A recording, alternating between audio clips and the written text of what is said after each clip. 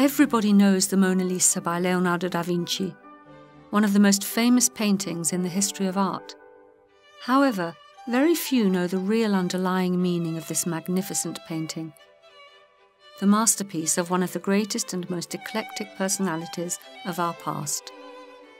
Thousands of scholars around the world have gone to extremes to suggest solutions for the enigmatic smile of the Mona Lisa, without ever being able to give the most simple explanation, despite the fact that its solution seems to be contained in the background of the painting itself, the city of Lecco.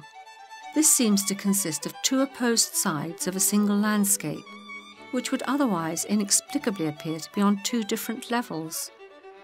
The right side of the landscape is lower than the left, with the water that would flow if we extracted the Mona Lisa from the painting, as it naturally does along the course of the river Adda.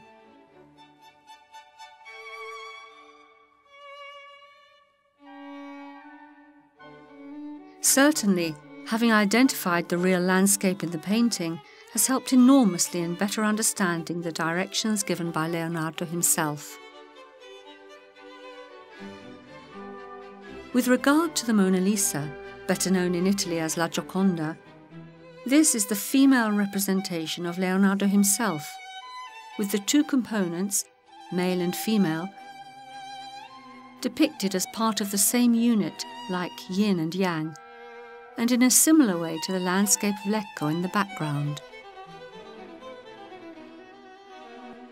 The word rebis, from the Latin res bis, double thing, defines a union between two opposites, and it was used by alchemists to specifically define such a unity of the opposites, represented graphically in the Renaissance and by Leonardo da Vinci as an androgynous figure with two heads, one male and one female, to evoke the yin and the yang, or spiritual androgyny. Born in 1452, Leonardo grew up very close to the cultural influence of the Neoplatonism of Marsilio Ficino, as well as the earlier cultural impact of Gemisto Platone in Florence in 1439. The handover of this Neoplatonic ideal between Gemisto Platone and a young Leonardo da Vinci is best represented in this particular part of this fresco by Benozzo Gozzoli, located in the Cappella dei Magi, at the Palazzo Medici Riccardi in Florence. Thanks to Marsilio Ficino and his writings, we can now identify a reverse continuity between Platonism, Plato and Pythagoras, and Orphism, a religion centered around the musical figure of Orpheus and the immortality of the soul, as opposed to the body which imprisons it.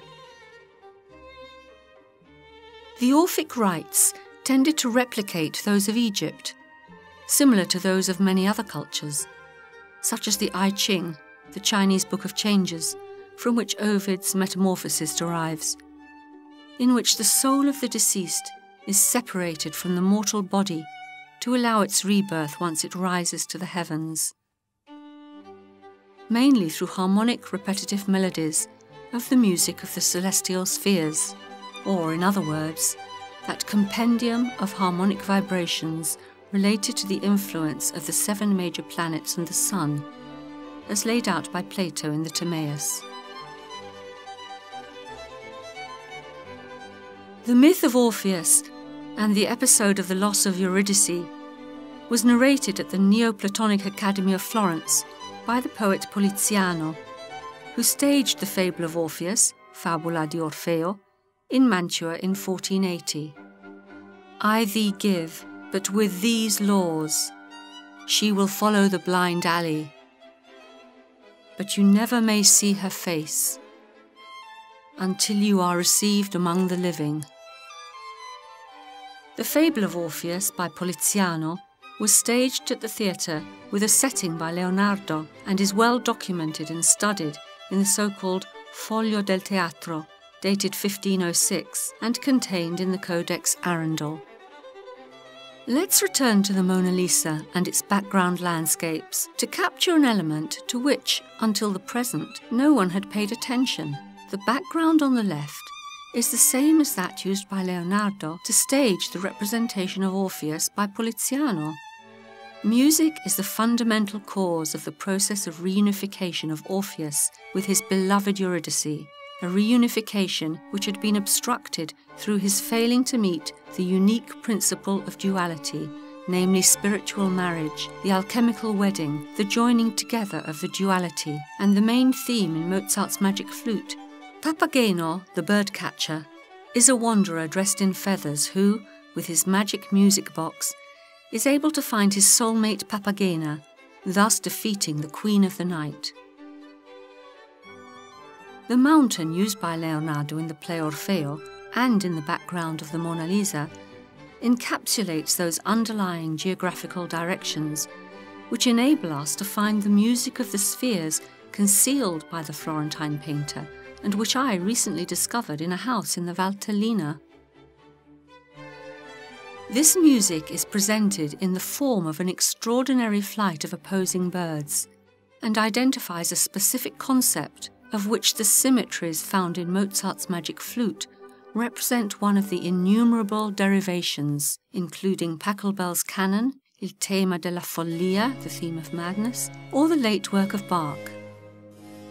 Leonardo would go on to conceal the same music in The Last Supper, shown through the movement of the hands, which represent both the pitch and the musical measures used by ancient Egyptian Meistersingers. This score is so important that Giovanni de Palestrina, the founder of sacred Roman contrapuntal music, wished to be portrayed in a carriage against the same background as the Mona Lisa, thus confirming the inspirational source of his musical knowledge. The link between the mountain portrayed by Leonardo, San Martino di Lecco, Saint Martin of Lecco, and music that can restore spiritual duality is found in many Renaissance artists, both Italian and European, through the indissoluble association between the mountain and the flight of opposing birds that pair whilst flying. One example is the painting by Domenico Ghirlandaio, dated 1481 in the Sistine Chapel in Rome, The Vocation of the First Apostles. In this work, all the above elements are found, unequivocally, including the birds which mate flying. It is no coincidence that Leonardo presented this music during the celebration of the marriage between Isabella of Aragon and Gian Galeazzo Sforza in 1490 in Tortona, through the Feast of Paradise, in which the presence of stars and planets confirm the fact that this musical score represents the music of the celestial spheres, as narrated by Cicero and reprised by Marsilio Ficino. You hear this harmony formed by unequal intervals, which are calculated according to perfect proportions and produced by the movement of the spheres. Low-pitched sounds are combined with high-pitched ones to form varying chords, because these colossal planetary revolutions would not be accomplished in silence, and nature demands that high sounds should echo from one side and deep ones answer from the other side. Thus, the stars are characterized by a rapid spinning motion, circling with a quick silvery sound, while the lunar course produces a slow and cavernous sound. In this way, the spheres generate 7 distinct tones, and the number 7 is the core of everything that exists. And those men who know how to imitate the concert of the heavens through the lyre have found the path that leads to this sublime realm, in the same way as others have raised themselves to the knowledge of the divine through their intellect. Furthermore, it is no coincidence that Leonardo officially arrives in Milan in 1482, and he is an excellent lyre player.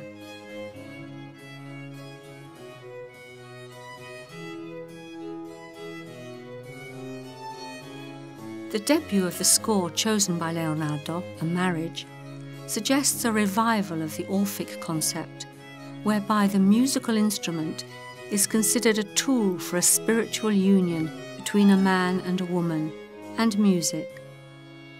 In the wedding menu prepared by the court poet Bellincioni, Ordine della Imbandizone, of which the only surviving version is held by the Bing Foundation in Lugano, we can infer that tight bond which connects Orpheus, music, and its representation in an opposing flight of birds. The birds given by Orpheus triumphed. I was here in these woods, was high, with the lyre sang and cried. For my dead woman, my heart is stone. For my pain I lamented to the heavens. The birds came to the strokes of the plectrum. The music of the celestial spheres hidden by Leonardo in this extraordinary opposing flight of birds is musically structured in an intertwining contrapuntal spiral, a crescendo to infinity, shaped by the frequencies of each planet, as Leonardo himself wrote in his study for the setting of Orpheus. When B descends, A rises, and Pluto comes out from H. The counterweight, by falling, begins in great silence and ends with great power. This determines the geometrical and harmonic structure of the whole of Leonardo's score. It generates a sort of cathartic elevator, as defined by Leonardo when designing his prototype helicopter. A spiritual union between male and female components. I believe, if this machine is well made of linen fixed with starch and made to turn rapidly, that this aerial screw will take on the female dimension in the air and will mount aloft. This piece of music by Mozart in the background, alluding to the union between Papageno and Papagena, expresses that harmonic structure in an exemplary manner, with both female and male voices winding tightly together to become a single element.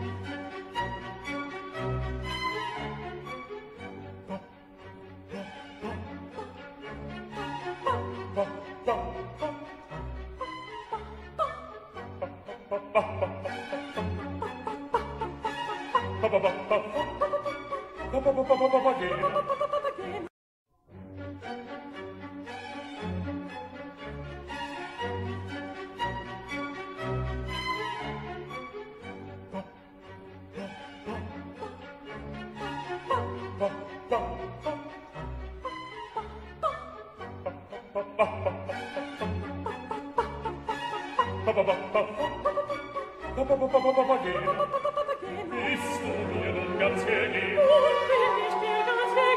Nun so sei mein liebes Weibchen. Nun so sei mein Herzenstäubchen. Mein liebes Weibchen, mein liebes Weibchen.